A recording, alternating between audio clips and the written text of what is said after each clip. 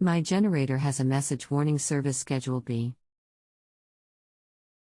What does this mean? I have changed the oil filter, spark plug, air filter once a year, which is well under the suggested time to do maintenance. What's the make and model of the generator? And can you guesstimate how old it is?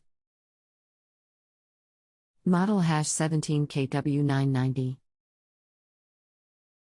Do you plan on doing the work yourself?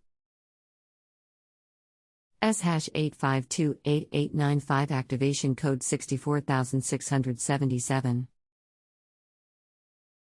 Anything else we should know to help you best? Just wanted to find out what service schedule B means. Hello, my name is I am going to assist you with this. A Schedule B maintenance includes changing the oil filter, air filter and spark plugs, and also requires a valve check/adjustment.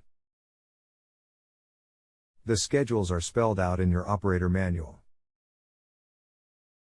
I have uploaded a copy of your owner manual for you. Click here to download it.